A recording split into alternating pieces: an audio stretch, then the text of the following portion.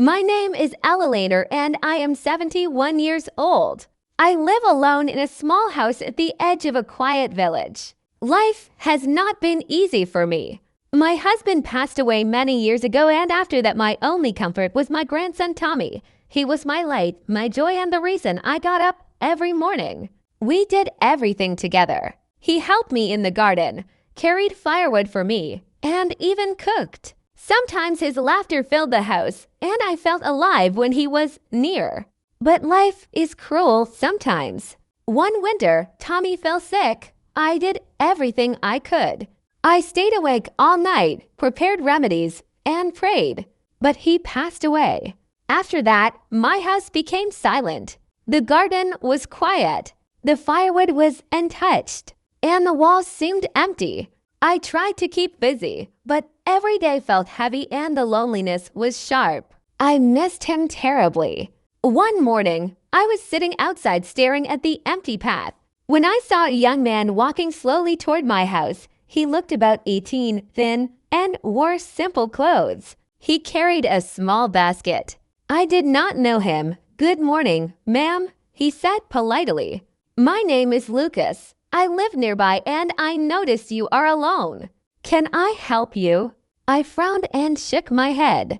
"I don't need help. Go away," I said sharply. Lucas smiled gently, but did not leave. "I only want to help you. You remind me of my grandmother. She passed away recently. I know how lonely it feels." I was surprised by his words. I wanted to be angry, but a small part of me felt something I had not felt for months: hope. Still, I waved him away. I said go. Lucas left, but a few days later he returned. He started helping quietly from a distance, collecting firewood, fixing the gate, feeding the chickens. I saw him but said nothing. My pride was strong, but my heart was soft. One morning, I found a small bundle of firewood neatly stacked near the kitchen. My hands trembled as I touched it. I whispered, "Who? Who did this?" I looked outside and saw Lucas walking slowly, carrying more. What? I felt anger and gratitude at the same time.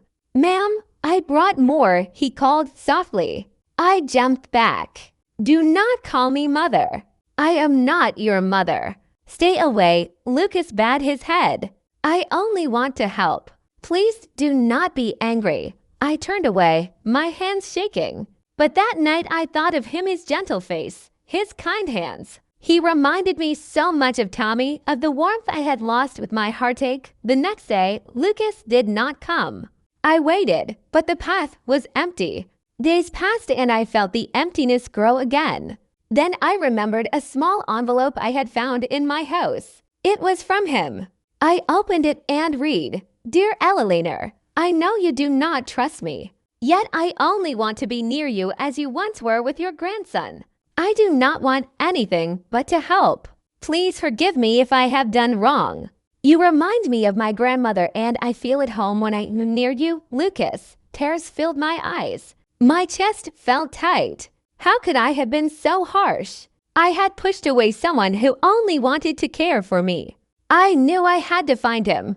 I walked to the edge of the village, asking anyone if they had seen Lucas. Finally, a kind neighbor told me he had gone to the woods gathering firewood for other villagers. I ran, calling his name. "Lucas, Lucas," I cried. He turned surprised, his eyes wide. "I am sorry," I said, my voice shaking. I was harsh. "Please forgive me. I was lonely and afraid."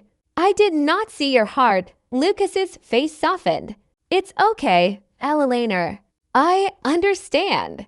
I just wanted you to have someone near you." From that day, we became family. He stayed with me, helping in the garden, feeding the animals, and sitting with me in the evenings. We talked about our lives, our lost families, and our dreams. I felt alive again. We laughed, we cried, and slowly the silence left my home.